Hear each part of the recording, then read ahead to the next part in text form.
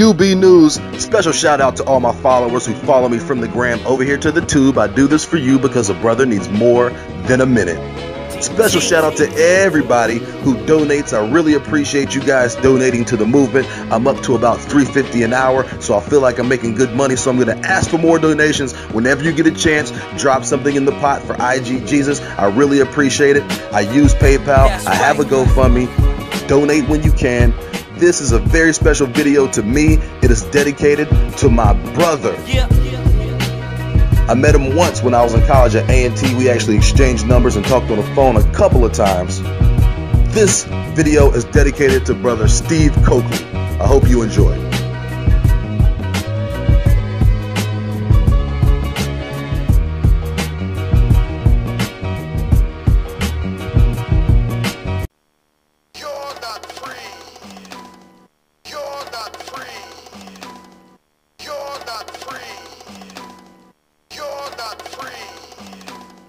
Sigma Pi Phi, the Boule. Think of it as the black elite establishment. The Boule is defined as the advisors to the king or the lower house of parliament. Sigma Pi Phi was established on May 15th, 1904 in Philadelphia. This actually predates the more well-known and universally considered first black fraternity, Alpha Phi Alpha. Its founders were Henry Minton, Algernon Jackson, Big Eddie, let me get some fries with my shake, Howard, Tricky Dick Jewface Warwick, Robert, also looking like a Jewface of Bell, and Eugene, where's my money, Henson? The founder, Henry Minton, said that he wanted to model a black secret society similar to Yale's Skull and Bones. Henry Minton died in 1902 as one of the richest colored men in America. Sigma Pi Phi, the Boule, the fraternity is extremely elite. 126 chapters, only 5,000 members. Many with postgraduate degrees. Notable members include Martin Luther King, W.E.B. Du Bois, Vernon Jordan, Eric Holder, Thurgood Marshall, Messi, Jesse Jackson, Al, kind of saggy under the chin face, Sharpton, Bill the Pill Cosby, and Barack Hussein Sotero. This list consists of upper echelon black Greeks as well. Imagine a minor league for house niggas, if you will. Some people ascend to Boule level after acquiring a great level of professional success, but just like any fraternity, being a legacy helps. This is the wealthiest group of black people on earth, a unified squad of uppity Negroes sworn and blackmailed into secrecy by the Zionist global elite. The lower level of Skull and Bones. Blacks were once considered 3/5 of a human. The Boule is 1/5 of Skull and Bones. Simply a tentacle to a multi-headed serpent.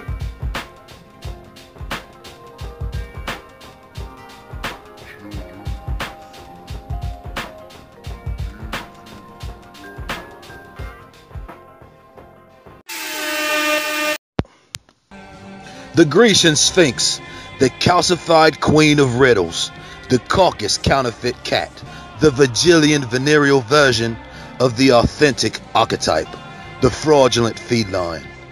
Legend states she would force men approaching the kingdom into orgies with 3 eagles and a female lion for the purposes of creating a baby sphinx or baby griffin. If they impregnated the lioness, they were allowed to pass. If not, she would devour their souls. There was also a riddle involved. It concerns me not whether you live or die. Here is your riddle. If you knew 2 of them, but didn't know the other 2, and they said you drove the getaway car, but you did not, Why didn't you? Because I am legally blind? That is correct. You may pass.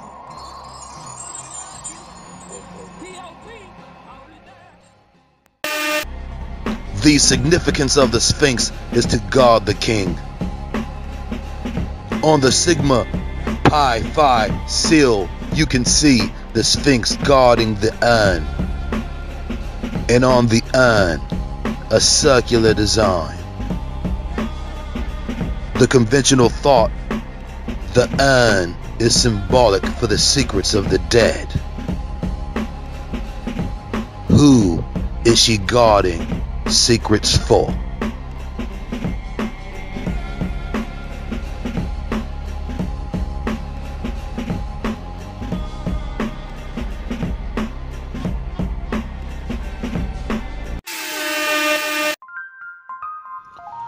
On May 15th, 1904, Sigma Pi Phi was born.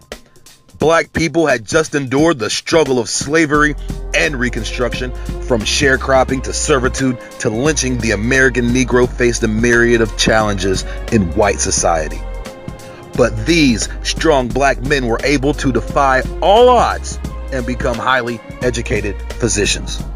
In an era when reading could get you killed, it wasn't the uncompromising blue-collar revolutionary Negro that would found a clandestine secret society. It would be the bold, undaunting lionheart of the sophisticated, micro-melanated, Afrocentric minds of these strong black men. The Berlin Conference of 1885 had raped Africa. Every country in Europe ran train on the motherland. From Great Britain to the Netherlands to France to Italy to Germany to Portugal to Spain. All of the old Europeans who were no longer getting new slave merchandise money were pretty pissed. They decided to get together and sodomize, murder, skin, chop, grill, fillet, and serve up chunks of the motherland across the round table without seasoning. The atrocities of this Anglo-pagan plunder have profited the perpetrators of deception, the criminals from the caves, the hijackers of hope, the village pillagers, the thieves of humanity for centuries. These were the men that the Boule sought to be. These were the men of skull and bones.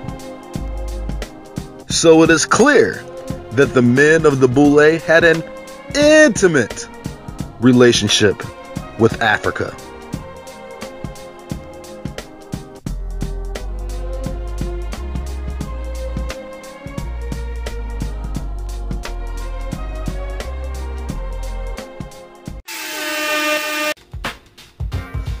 During the molestation of Africa, these men were fearlessly establishing their careers in America. Henry Minton had the first black drugstore in the country. He also became superintendent of a Philadelphia hospital. Algernon B. Jackson, another strong black brother, wrote a column called Afro Health Talk. He loved to experiment on Negroes and even suppressed results from experiments that proved chemical and genetic superiority in blacks because he was a huge fan of eugenics. Such accomplishments for these men. 80 years before integration, this man was admitted into the University of Indiana. McKinley, Roosevelt, Taft, and Wilson, the 1920s Harlem Renaissance gave birth to a new class of intellectual Negro. NAACP founder, Alpha Phi Alpha founder, and Boule boss W.E.B. Du Bois was at the top of Massa's poll, when all of a sudden he started receiving opposition from within the black community, specifically from the supporters of Marcus Garvey. Du Bois supported integration and produced those results by founding the NAACP along with the help of Jewish whites and allowing them total control of the organization. However, Marcus Garvey believed in separatism and blacks governing themselves independently.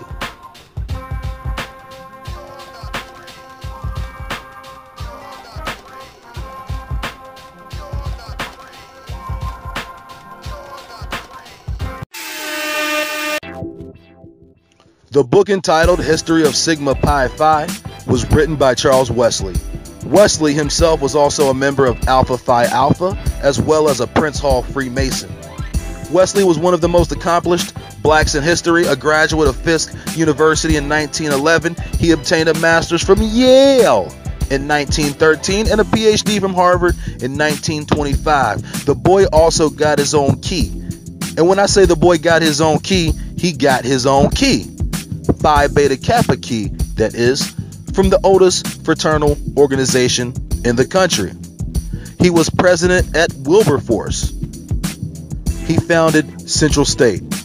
Any book written by Charles Wesley that says the history of, be prepared to fork over your lunch money. He is the foremost scholar on black fraternal organizations and Prince Hall Freemasonry. The common thread between all of the founders of the black fraternal organizations, Alpha Phi Alpha, Omega Psi Phi, Phi Beta Sigma, and Kappa Alpha Psi, is Prince Hall Freemasonry.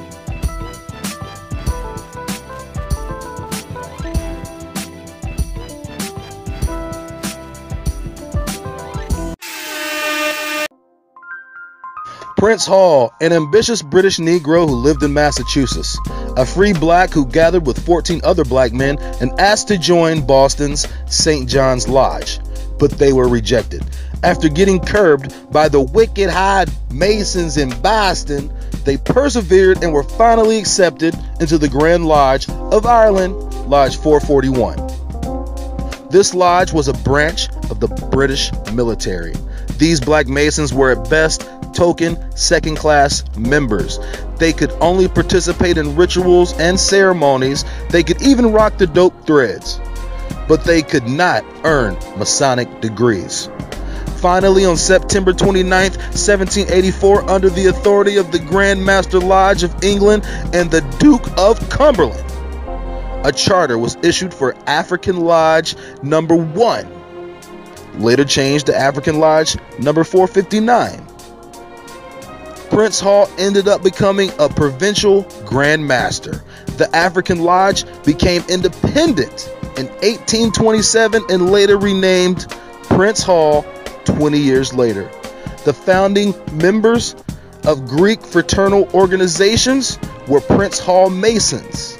The hierarchy of Alpha, Omega, Kappa, and Sigma were all Boule.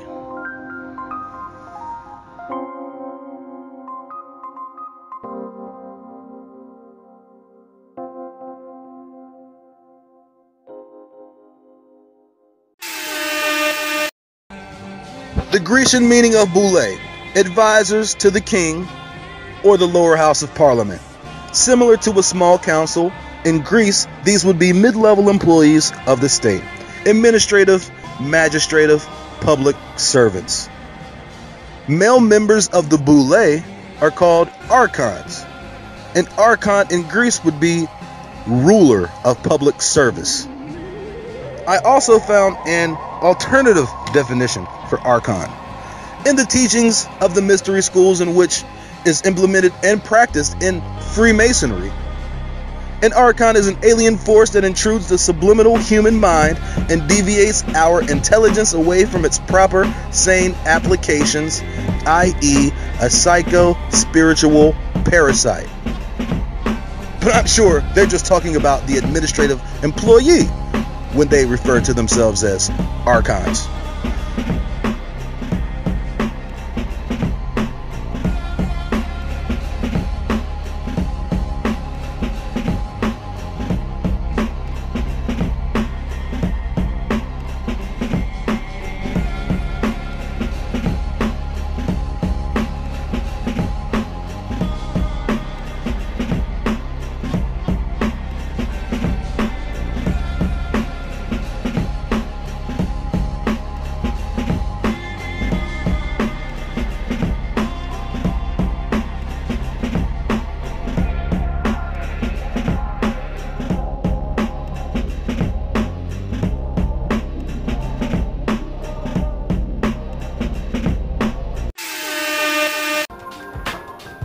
Initiation rites of passage. All fraternal organizations have an initiation process. These rites of passage are extremely secretive, and these rituals involve backside blackmail, caboose abuse, butt bonding, ass extortion, rectum relationships. The ancient Greeks didn't share the same ideas about butt bonding as we do today. In ancient Greece, gay sex between men was a normal part of society. Interestingly, they didn't consider a man gay if he had relations with the same sex. As long as he took the dominant position, he would still be considered masculine. On the contrary, for the man who received infiltration. In Greece, being a bottom or a receiver of butt love was considered a great insult for any man who valued masculinity.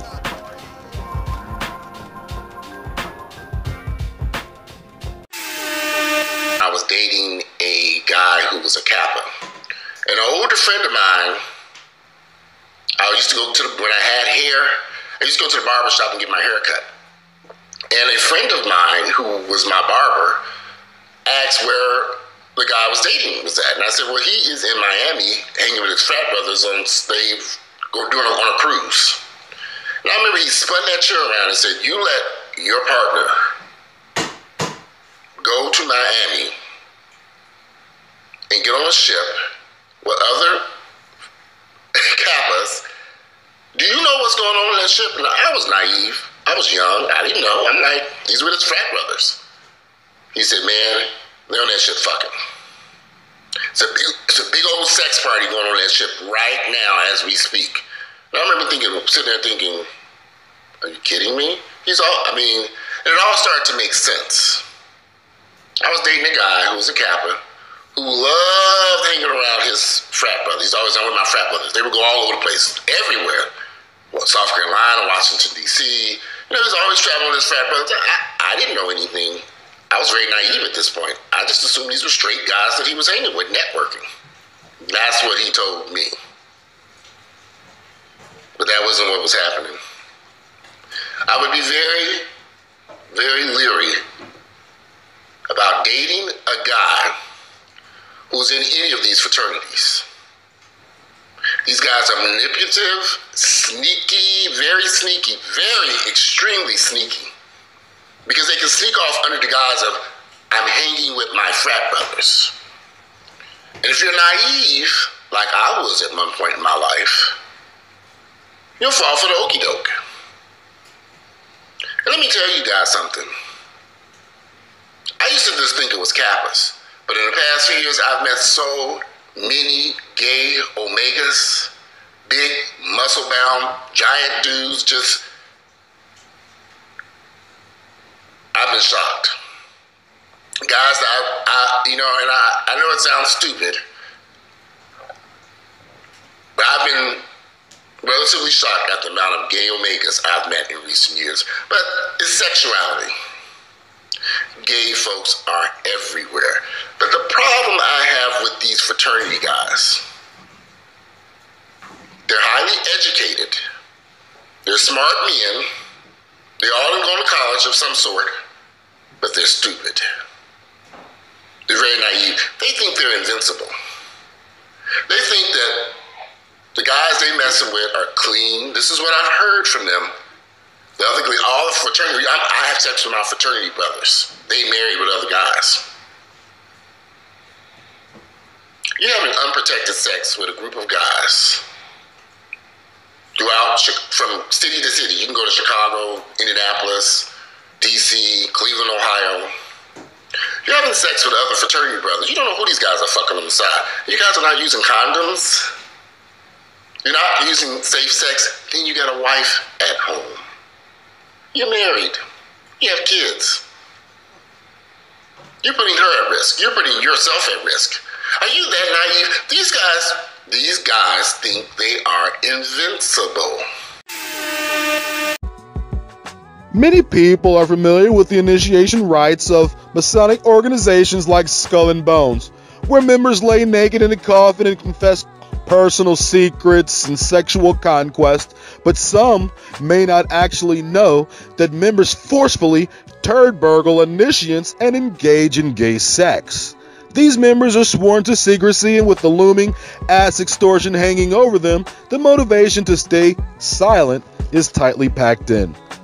These initial requirements are under strict guidelines. Homosexual and compromising acts of loyalty and extortion are all part of the deal. This is the point of no return. You may never speak of these secrets unless you want to die. Whenever a black man levels up in society, expect trunk intrusion. We call this next level butt play. Any brother you see in a dress has had to deal with some sort of pothole pillage. These are specific ritualistic practices concealed in secrecy yet maintained and externalized in various forms, sometimes in front of the masses, but mostly behind closed doors. Many of the top blacks of all time have been stabbed repeatedly in the taint drain by a calcified caucus twig. Some people even believe that this 2-inch twig has been log-jamming the advancement of blacks in America for nearly 3 centuries.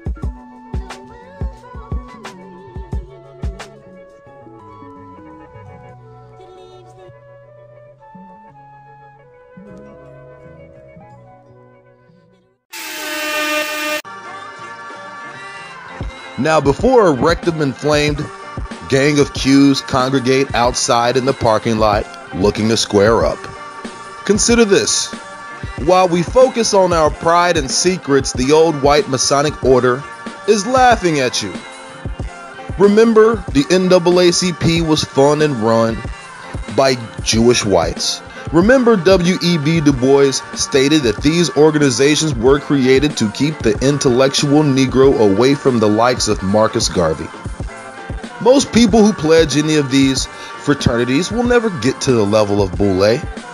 Boule only consists of the top tier members of any fraternity, and black frats aren't exclusive. Members of Sigma Pi Phi can come from any fraternal organization associated with Freemasonry. The Boule, advisors to the king, the small council, the administrative, psycho-spiritual parasite. The Sphinx guards the urn. Within the urn are the secrets that would kill, the secrets of the established order.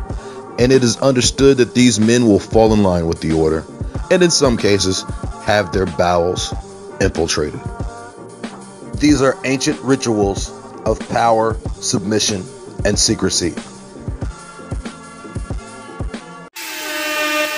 Never before in the modern age has a great and civilized folk threatened to adopt so cowardly a creed in the treatment of fellow citizens, born and bred on its soil.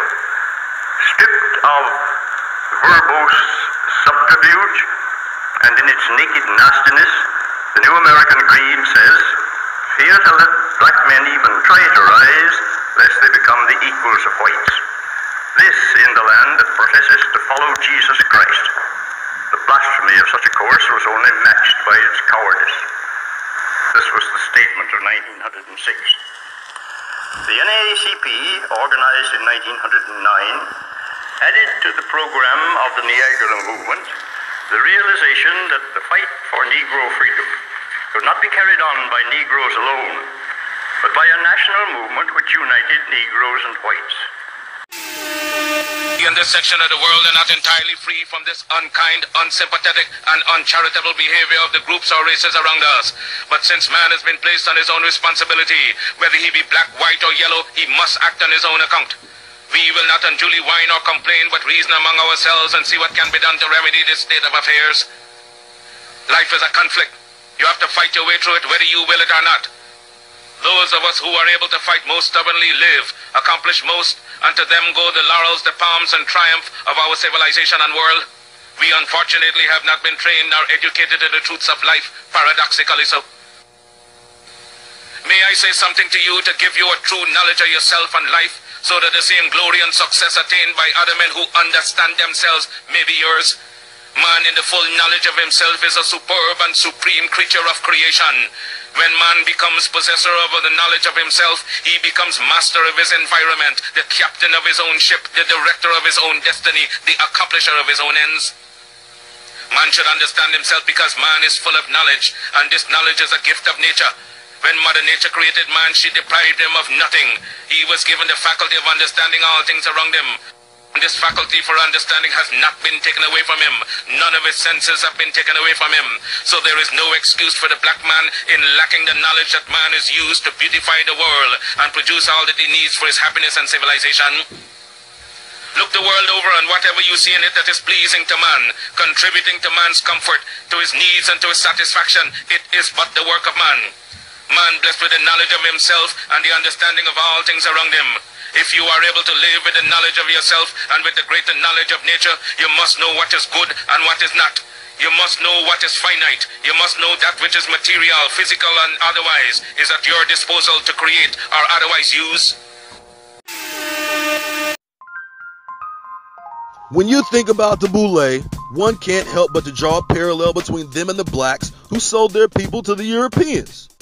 History has proven that some of the most renowned civil rights activists in American history were indeed puppets for the establishment. Take W.E.B. Du Bois. This NY Boule boss, founder of the NAACP, at the moment the Garvey movement reached over 1 million people, Du Bois threw mulatto shade at the Pan-African prince, calling him a reckless criminal who should be thrown in jail. Du Bois lobbied with his Jewish friends who ran the NAACP. They all understood that Marcus Garvey was bad for business. All of a sudden, a huge coincidence. Garvey was thrown in jail for mail fraud. Just when you thought Du Bois could not be any luckier, the judge assigned to the case was Judge Julian Mack.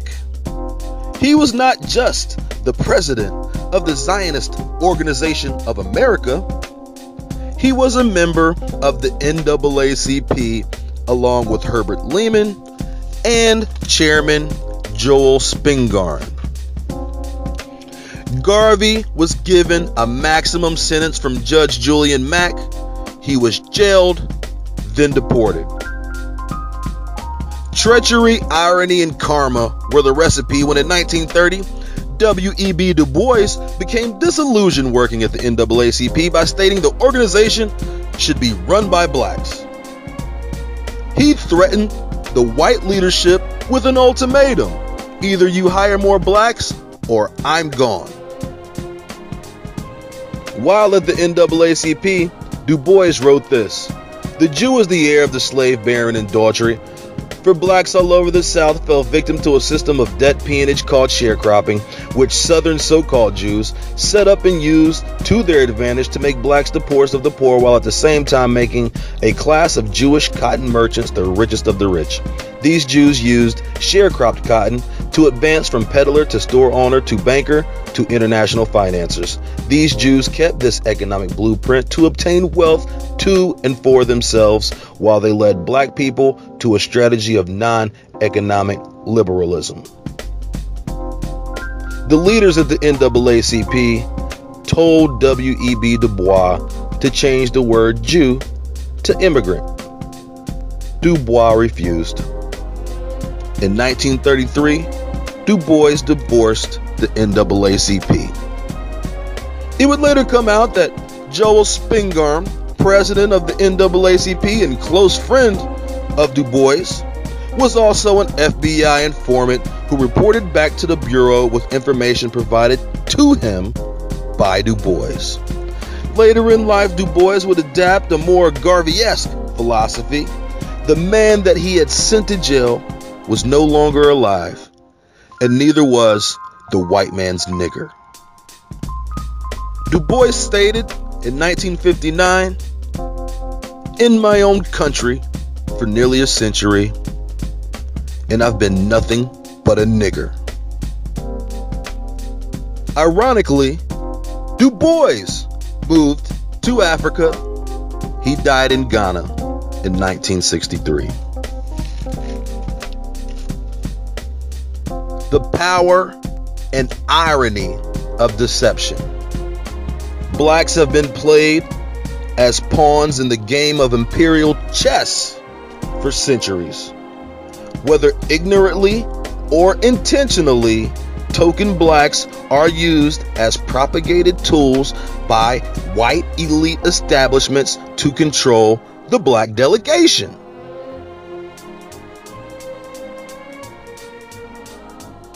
An alien force that invades the human subconscious mind and deviates our intelligence from our proper, sane applications. A psycho-spiritual parasite. Beware of fraudulent blackface organizations.